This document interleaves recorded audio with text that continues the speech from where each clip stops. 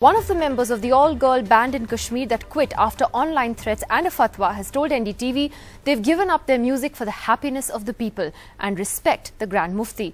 It's clear from this interview done by my colleague Nazir Masoodi that these girls have been forced to say the right things. But things obviously got too tricky to handle for them. The Jammu and Kashmir police meanwhile have filed an FIR against the online abusers and say arrests will take place anytime in the next few days. After fatwa and online threats, the band, Pragash band, has now decided to quit. I am joined by Anika, one of the band members. Anika, what has forced you to quit? You say you have decided to quit. Nothing has forced us to quit. We quit for the happiness of our people, as Grand Mufti said. It is un-Islamic and it's haram. That is why we quit. No other reason. So, do you actually feel it is haram, or because Mufti is saying it is haram? I don't know whether it is haram, but Mufti is saying he is a saint. I mean, he knows about our religion, so he must be respected. So, but many people are supporting you who are, eminent, singers like Wahid Jilani and others. They say they are on your side. There's nothing like music is haram. Will you go by them, or you will listen to Mufti? You have decided to listen to Mufti. We listen to Mufti. We quit now. We are not continuing with this. Is it because of also online, abuses, the fear and the threats? No, I don't think so. It is because of the Mufti. No, it is because people are not happy with us. The people of Kashmir are not happy. But isn't there a huge support for you? Also, on one hand, there are abuses, there are threats, but there are a large number of people who are supporting you, from common men to political leaders. I know there are people supporting us, but now that a fatwa has been issued against us, I can't talk about it. You are in class 10th. What is your mission now, apart from music? I want to study. I just want to complete my matric exams, and after that I'll pursue engineering maybe. There are offers from outside. Yeah, I know. So, have you heard about that? Yeah, I have heard about that, and thanks for the support. It really means a lot. I don't know what else to say now. Thank you, just thank you for everything. What do you have to say this time to youngsters like you who want to take music as a profession? Do what your heart says, that's it. But I don't think you can do it in Kashmir. If you're outside, yeah, let it be. Do continue what you want to. You can't do it in Kashmir.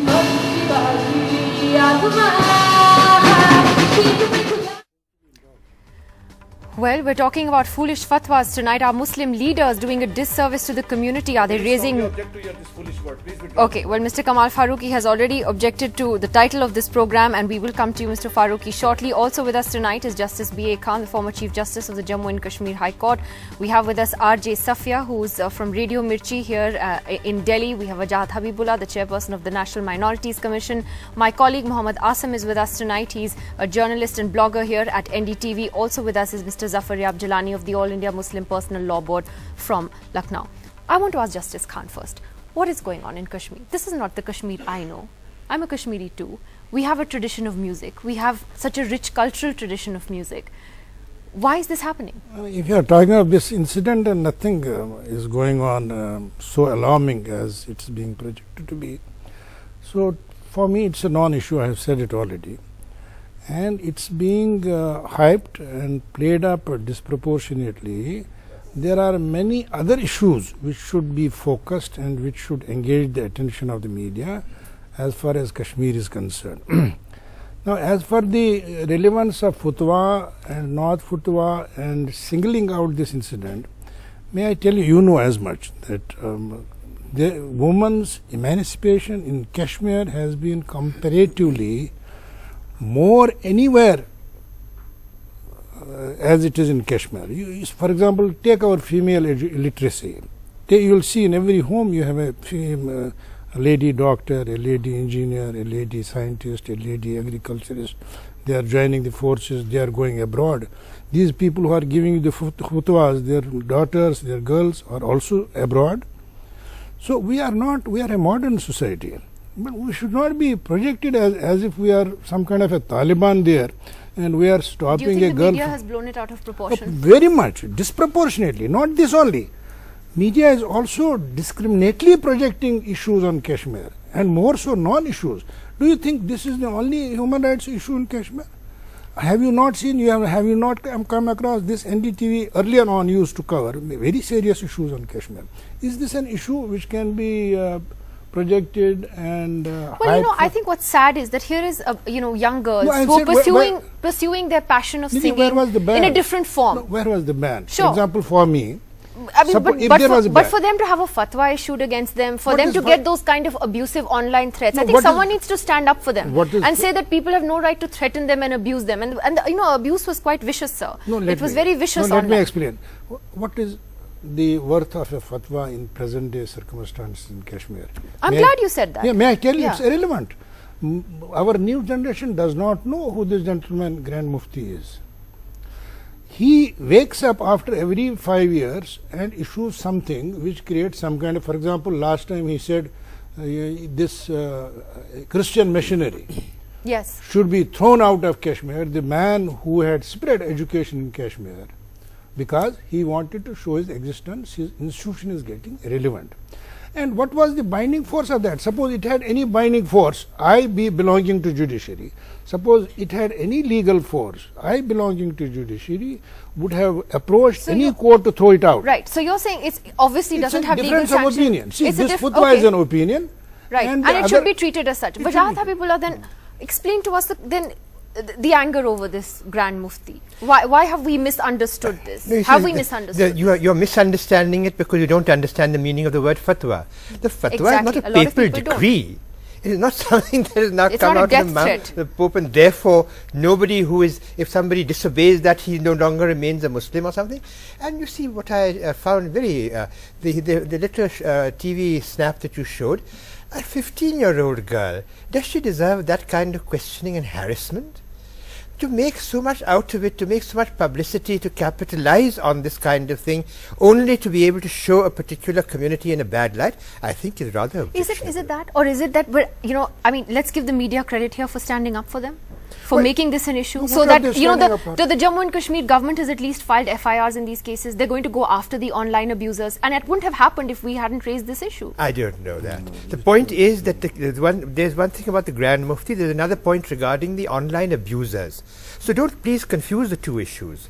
As Justice Khan has mentioned to you, the momentous nature or lack of it of the Grand Mufti's fatwa, and what is understood by that as a kind of decree, that is something that is misplaced. On the other hand, these kind of threats on the internet and so on, I, as Chief Information Commissioner, used to receive threats, and even my loyalty to the country was at times questioned.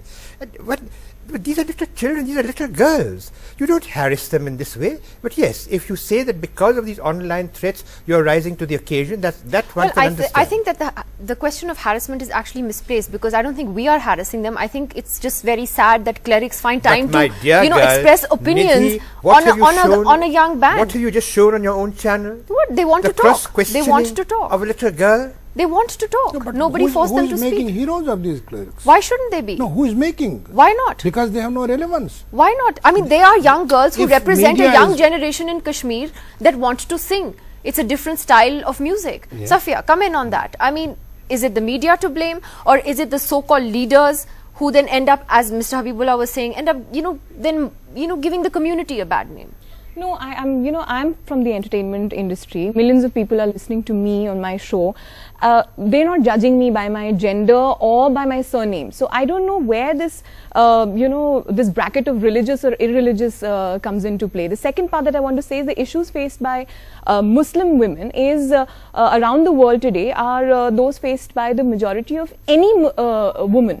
It's poverty, it's illiteracy, it's repression, it's patriarchy, and analyzing isolated passages from religious sources or text is not likely to give an accurate portrayal of women's rights. I think it's being misinterpreted. It's interpreters of so-called leaders of faith who are interpreting it. And as he rightly said, Mr. Habibullah, that fatwa is an advice. The literal meaning of it is, if I understand it correctly, it's opinion. It's not the last word. It's not compulsory. It's not a legal pronouncement. So we are giving unnecessary,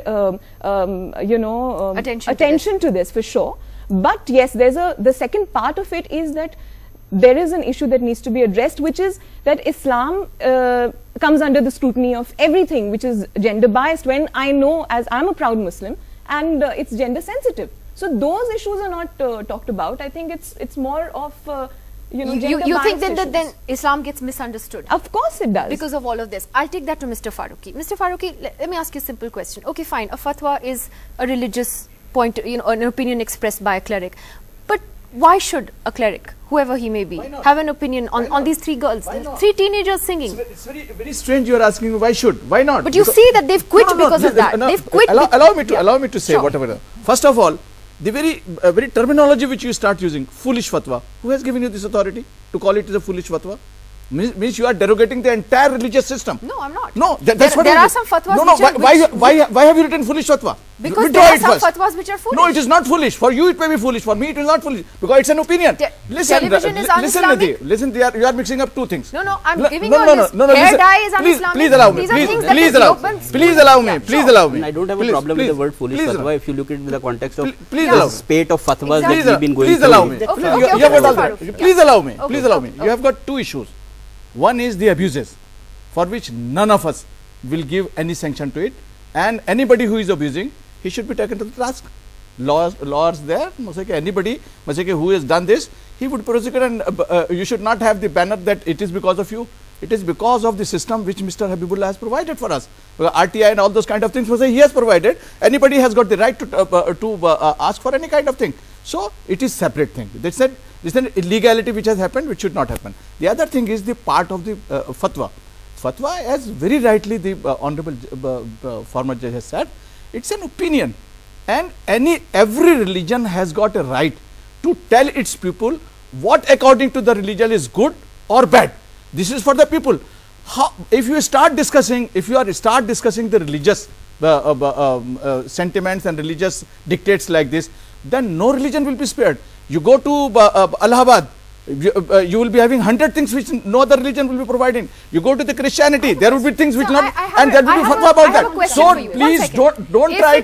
please don't try to derogate Islam number one. No, it is not derogate Islam number one, and don't try to bring it. Just because anybody asks a question, it's derogatory. Let me say that at the very outset. I have a strong objection to the foolish. Sure, you are absolutely entitled to that. But I have a question. If it is just merely an opinion that the Grand Mufti is expressing, that opinion has caused these girls to give up their music.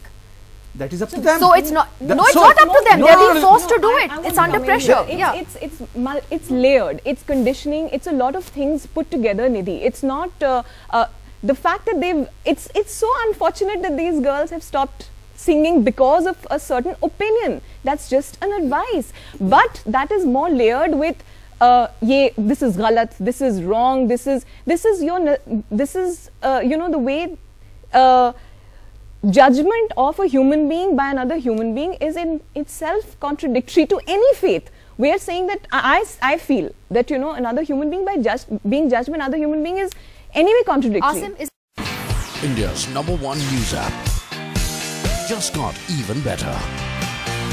Download NDTV's new app, fully optimized for retina display, full screen view, faster response time, and Sudoku. NDTV's new iPad app. Download now.